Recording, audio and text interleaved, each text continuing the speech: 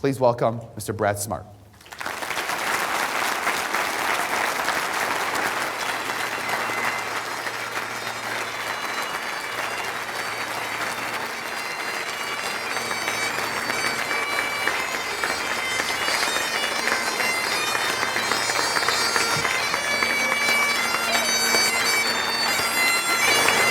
I'm getting chills.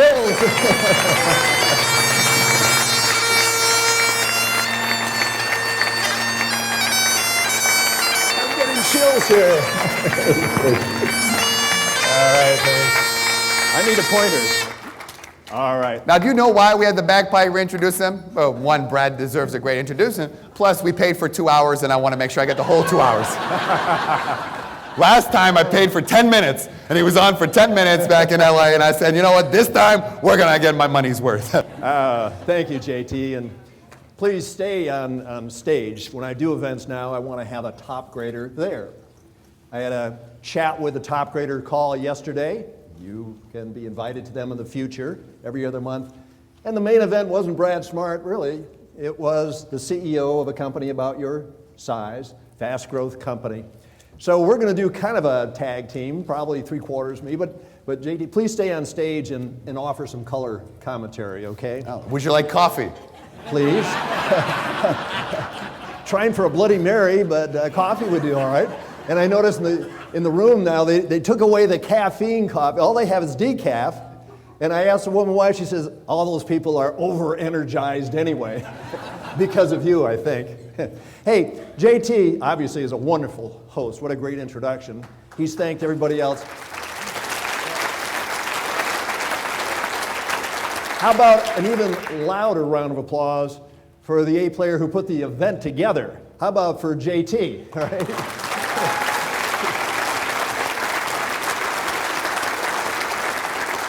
There was 3 people not clapping to the left. They're C players. Yeah, right. C players, get rid of them. The following people do not network with. So we selectively perceive, and one very common perception we have about ourselves is that we're good at hiring. You know, if it comes up in conversation, anyone asks, you know, how are you at interviewing and hiring? Almost everybody says, oh, I'm pretty darn good. You're supposed to be. But the evidence is exactly the opposite. I met with just the #1 human resources executives at Global 100 companies, tops in the world. I'm giving you this story because it's going to make you feel a little better. And in a conference, asked them to write down on a 3x5 card, what % of the people you've hired in your companies have turned out to be the high performers you expected and you figured you paid for? Not just okay people or slightly disappointing people, but the true high performers, every salary level, every job. And what do you think they said? These are the heads of HR, just the #1 HR executive. Someone throw out, what's your best guess? What %? 5%. You know, yeah, all right, 20 something. Yeah, but this is a very smart group. Usually you say, well, figure they're responsible for the hiring, they're going to say 70, 80%. They said 20%. 20% of the people hired in the biggest companies in the world turn out to be the expected high performers. So if you're not that satisfied with your results, you're at least in good company. You know, the funny part is that, what's that? George Ross in my coaching session is like, hire an assistant. I'm like, man, hire an assistant. So I hired the assistant, put the ad, I was like, yeah, just hire. She said, are we going to top grader? Nah, I need someone. I get George off my back, right? And I hired him, didn't top grader, huge disaster. First 2 months were phenomenal. The last 3 months was like Chucky. Yeah. You know, Chucky the little... Yeah. I got Halloween. We've been seeing Chucky lately. Yeah, right. It's pretty sad. I've never been threatened to be killed, but that was a first for me. But you know what I mean? But that's just supposed to happen. Yeah. You're doing something right. Everyone we're hiring is correct. We don't top grade them because we just assume, oh, we know better. Mm-hmm. We got a great team. And once again, set the company back 2 steps. And you probably all know it. This was an unusual statement to make a decade ago, but with Jack Welch still saying this, Jim Collins and others, the single biggest reason for startups to fail is mishires. I want to calibrate the audience. I want to ask you, given those results, only 20% in large companies turn out to be high performers. Is there anyone in the room who would say more than 50% of the people you've hired have turned out to be not just okay, but true high performers? And they want it. I know there are two in the room. Or how about like realtors, accountants, Anybody. just team members as well. I mean. Yeah. So let's get into it. Here's the promise. Follow the 4 steps we'll be talking about this morning. And you could realistically expect that starting next week, about 75% of the people you hire will eventually turn out to be not just adequate, not just okay, but true high performers. In books I've written, we had the standard at 90%, and we'll talk about that a little bit. But if you can achieve 75% high performers, the 25% are probably one notch down, B players rather than A players. You're going to have a lot more fun, make a lot more money, and be able to enjoy weekends, have some personal life as well. So that's a promise. And I'd like to hear from you in the future if it's worked out. Okay? Topgrading has the image, and JT said it. He came to a workshop, a bunch of human resources people, mostly in large companies, several books in order to drop names. But you know why entrepreneurs, there were no entrepreneurs? Because we entrepreneurs, we're so focused working in their business rather than on a business, so we never step back and say strategically, what do I need to get those top grading? So no one does it. I mean, I know very few entrepreneurs like myself who go in there and actually do that, and the ones who do are the ones who end up succeeding. But I said, if it's good enough for all those companies that you work with, it's going to be good enough for me. And and you've been saying that entrepreneurs, you got to get this. This is like a ninja secret weapon, top grading. People don't understand. We don't get as entrepreneurs because we're not strategic. We're deer in the headlights. We wing it. We go to Craigslist and say, or hire in another country, the Philippines, $2 an hour, great. There's no strategic to what we're doing. And obviously we enjoy each other, but I'm a little bit, not that much, but I'm a little bit nervous because JT he'll do something. He has something planned in the next 45 minutes. I don't know what it is, but it's a joke on Brad. That's his sense of humor. All right. Okay, so what are the problems we have? We are at a huge disadvantage if we're in the hiring business. And I'm one of you. I'm an entrepreneur. Could hire 30 people in the next year. We have the deck stacked against us because it's okay, not just in North America, but all over the world. My case studies are from 100 countries, and I've been talking to these CEOs all over the world, and they're all facing the same kind of thing. It's weird, so it must be part of human nature, that it's okay to lie in your resume, put your best foot forward, and it's okay to lie in interviews.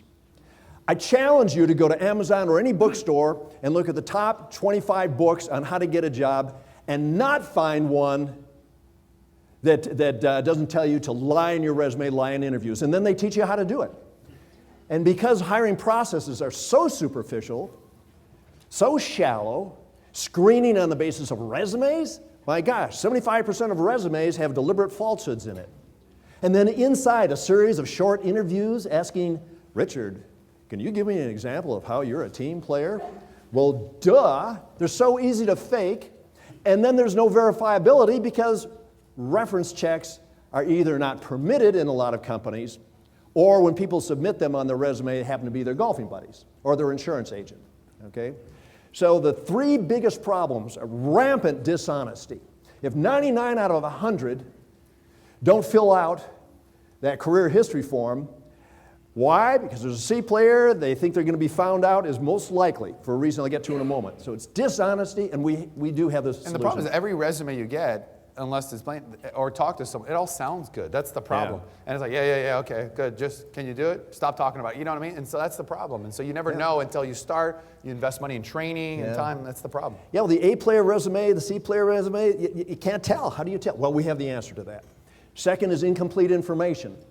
With these silly round-robin interviews that are competency interviews, tell me about your team effectiveness, tell me how well organized you are, blah, blah, blah. Everybody can fake those. Are you motivated? Oh, yeah, real motivated. Are you a hard worker? Man. Here's something that's like answers you'll never get. Are you a hard worker? Man, I'm so lazy. I'm just looking for a job to hang out. Are you a team player? Man, it's me, myself, and I, man. I don't need anybody else. You know what I mean? Will you give me 110%? Man, you'd be lucky if I give you 10%. You know what I mean? Like, no matter what you ask them, you know what I mean? It'll always be those, no one's going to tell you, what's your biggest weakness? I don't don't really have any, you know what I mean? Except I don't shower a lot, but you know what I mean? Yeah, right. By the way, I was going to comment on that, but it's all right. Here it is. No, just kidding. Yeah, right. He didn't like that. I took it from Jay Abraham. I ain't taking it from you. Uh-oh. He's going to get his retribution here any moment. You know, you're not so smart anymore. Yeah, right. I figured something like that. Okay. So there are the biggest problems, and why even the largest companies in the world do such a terrible job. We have almost two hands tied behind our back. Okay. Here is lesson number one, and it's almost embarrassing. JT knows what I'm going to say here. 2 out of these 4 points are so common sense and so easy to do, you could do them an hour from now. The amazing thing, there are a lot of reasons why intuitively they would not work, but this one works, and it's worked across probably 1 million candidates. It's a truth serum. It's a truth serum. And here's that truth serum. At every step in the hiring process, let candidates know that a final step in hiring is for them, not you, for them to arrange reference calls with their former bosses and others you choose. The best advice I ever got, right here. Yep. It's called, you going to tell them what it's called? Oh, the torque. Torque. Torque technique. Torque stands for threat of reference check. Because the idea is if you're an A player, they're like, yeah, sure, I'll set those interviews up. A B player's like, well, a couple years ago, that bot, you know what I mean, didn't like or whatever. And then a C player's like, yeah, they're all dead. Yep. It's true. That's right. I've never seen so many people die during an interview process. That is the greatest hiring tip you will ever get. Right there. Yep. Torque technique. It doesn't matter because people don't omit stuff, and then when you send it, say, okay, set me up with all that. That's the greatest technique. That idea is worth just coming to the conference alone. JT referred to the career history form, very detailed application form on steroids with a bunch of good stuff in there, but now the instructions say very clearly, a final step in the hiring process is for you as a candidate to arrange for reference calls with former bosses and others. That's a big reason why 99% might not respond. Oh my God, I'm going to be found out. JT's going to find out that my resume was creative, that I did not include a couple of jobs I had and so forth. That's so powerful. Now, I'm going to jump ahead to number 4. Number 4 is you actually do those calls. For finalists, after you've done a couple other steps we're going to get to, then if you're still very interested in the candidate, you say, okay, here are the people I'd like to talk to. Those bosses, maybe a peer. You say you don't want your current boss to know. Okay, who's left the company where you presently work that we could talk with? A players, as JT said, love to do this. They get their former bosses to talk. C players don't. C players, as soon as they know top grading is a process, they'll just bug out because they know they're not going to get away with their lives. And A players love to arrange those calls. Sure, I'll arrange those. If I arrange for you to talk to those 4 bosses I've had in the past 12 years, they're going to sing my praises, and JD, you're probably going to want to offer me more money. This is cool. This is cool. C players stay away. That's cool. A players are attracted. They love the process, and they make it happen.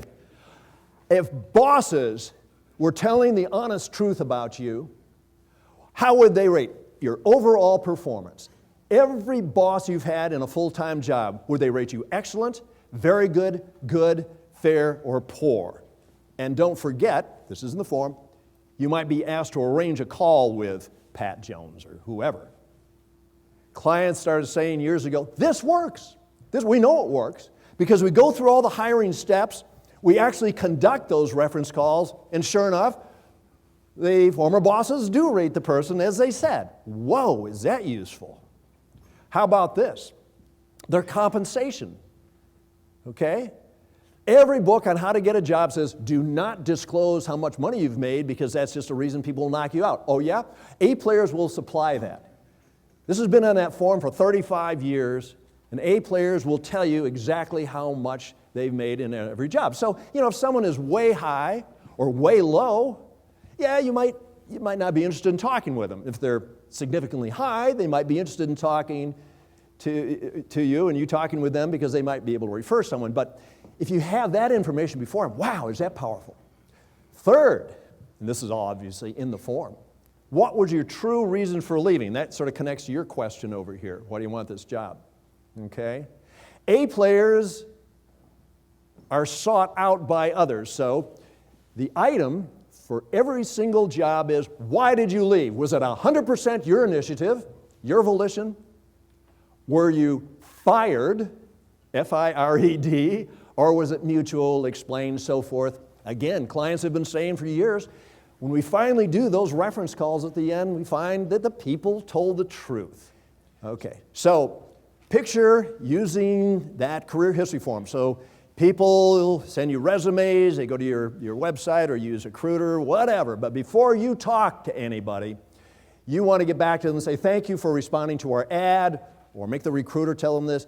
The next step is for you to complete our application form, which is this career history form, which can have your logo on it and have your specific questions that are unique to you, all that kind of thing. But you don't want to waste your time before you see that form, because that has truth in it with a capital T.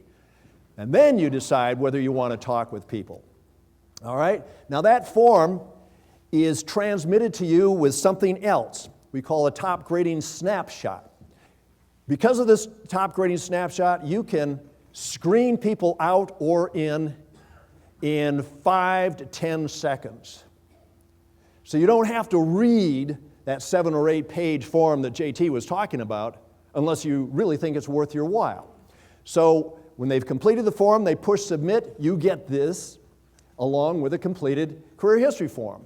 You notice the color, there are 3 major colors. Each color is a job. And it starts in the 1990s. This is a top grading snapshot of someone who has job stability, not a job hopper. Now, something else you can't see, but is really important, is the dark green. The top dark green line going across says, she says, that if you're to talk with every boss she's had since the 1990s, right here, 5, 5, 5. 5 is excellent. They rate me excellent. On a 5-point scale of excellent, very good, good, fair, and poor. The line below is reasons for leaving. She says the only reason she has left any job is her volition. Now let me show you the top grading snapshot of someone who applied for a job with my company.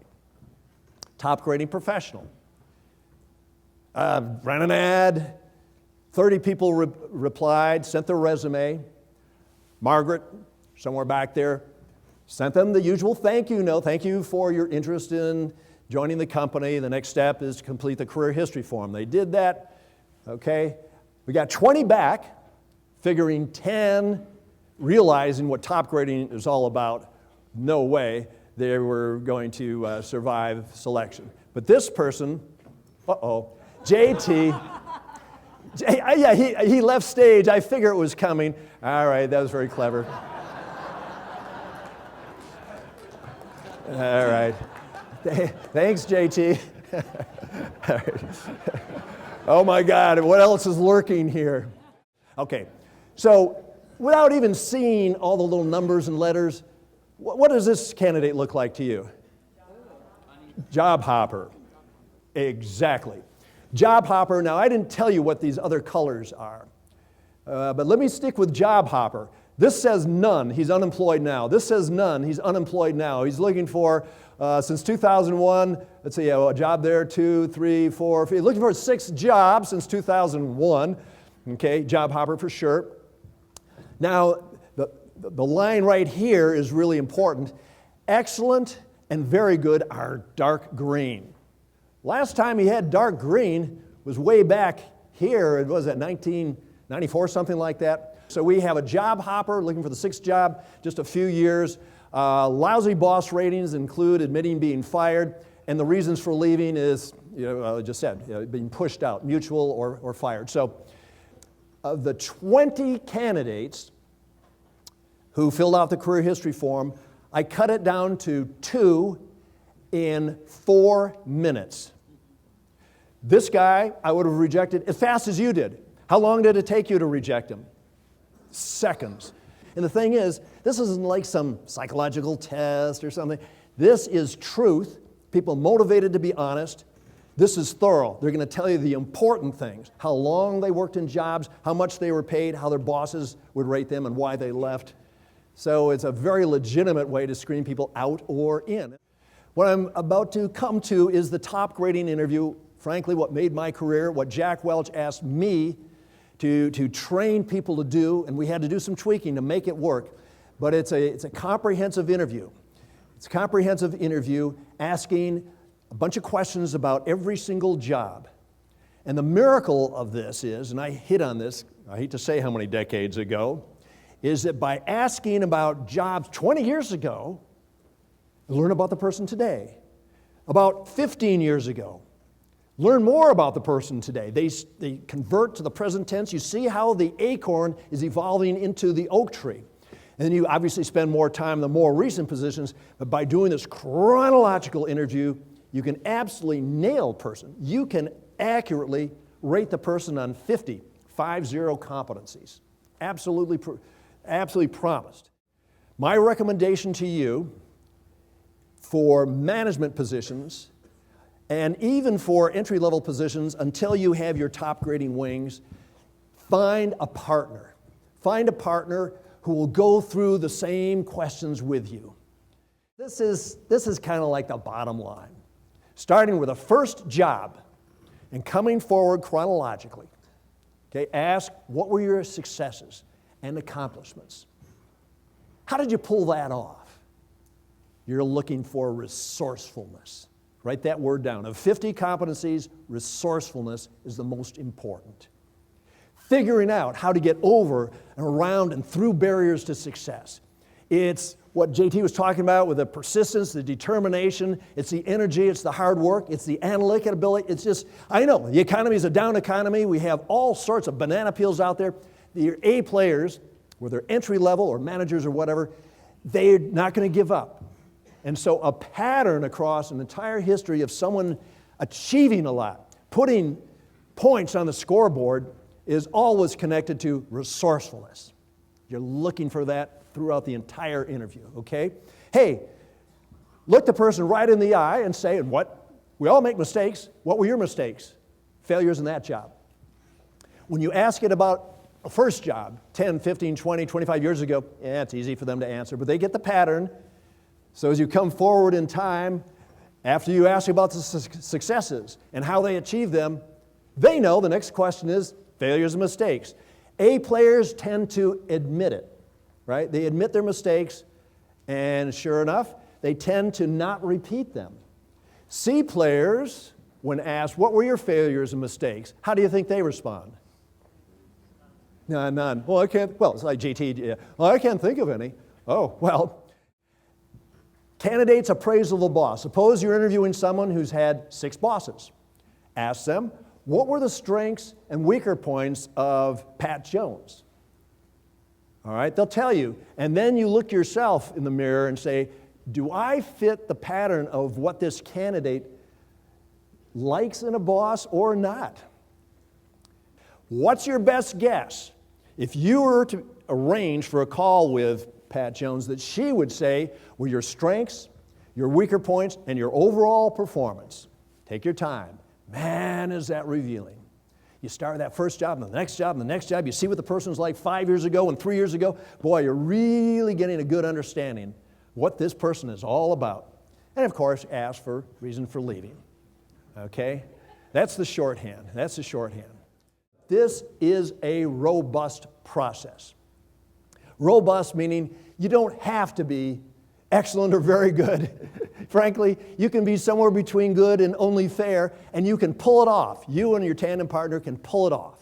See, and I want to ask your opinion. It's a robust process, because I've talked about this long interview, and it can be sort of complicated, but is it not robust, where you don't have to be perfect in all this, just keep with the methodology, and eventually you'll get back on track. And if this is a true A player, as it was in this case, and he was hired and did work out, everything will be fine. How perfect do you have to be as an interviewer to pull this stuff off? I don't do it because I'm not allowed to anymore.